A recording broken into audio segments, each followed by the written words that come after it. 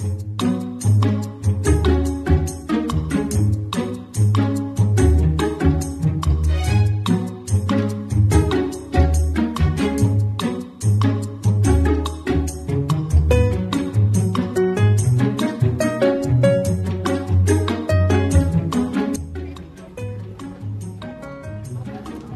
team.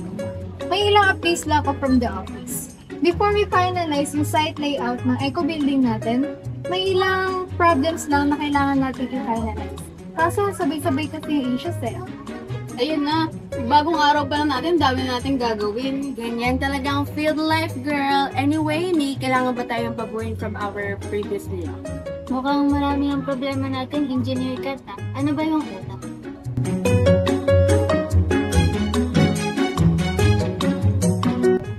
So, unang problema natin ay yung delivery ng hollow blocks. Na-delay yung delivery. Paano kasi hindi makadaan yung earth block? Alam niyo naman yung daan dito, di ba? Sobrang kitid. Pangalawa naman, may report sa Forest Ranger. Apparently, may natumbang 2 puno malapit sa clearing.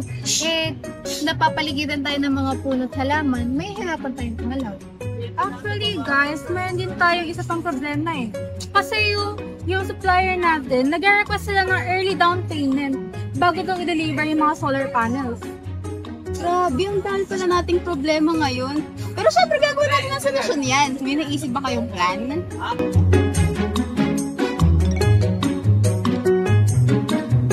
Okay, ang dami nating problema. Step by step. Engineer conceptual, di ko muna.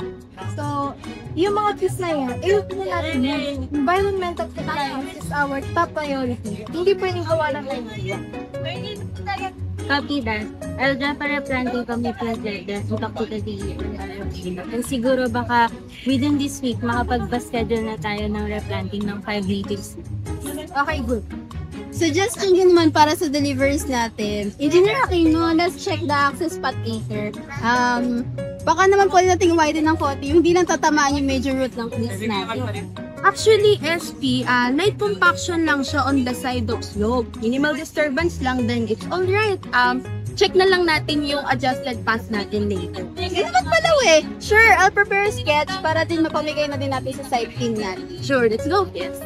Regarding naman sa problem natin sa I'm suggesting na i-check mo muna yung contracts and coordinate with our finance muna. Once na wala pa naman sa terms yung hinihingi nilang early payment, i-hold mo muna until na-finalize na natin. Okay, sige. So, tatamaan ko na sila after the minute. Okay, trabaho time na guys. Let's do this.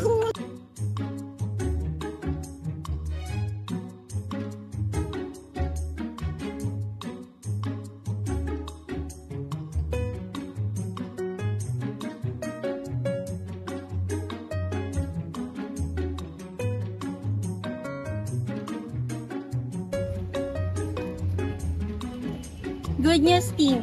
Done na yung report natin and nakausap ko na rin yung ranger and yung replanting plan natin approved na din. So, all clear na tayo for continuation. Actually kami rin, we found a way para ma-widen yung path. Mamayang hapon, pwede yung dumaan yung truck. So, yung supplier naman natin, pumayag na sila sa regular payment terms natin. So, hindi na natin need na mag-rush ng payment. Everything's aligned, team! Construction, environment, logistics, all under control! Galing! Great teamwork, girls! Yun ang gusto ko yun. Calm, organized, and walang panic kahit sabay-sabay yung issues.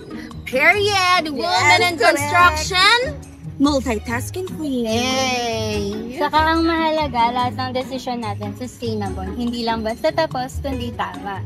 Exactly! Kaya ngayon guys, let's get back to work. Let's go! Let's go! Wait guys, may nakalimutan tayo! Nakalimutan natin magbigay ng lessons of the day! Cheers! Don't forget that the best foundation isn't just made of concrete. It's made of good decisions! Yay! So guys, back to work na ulit kami. Say goodbye! Bye!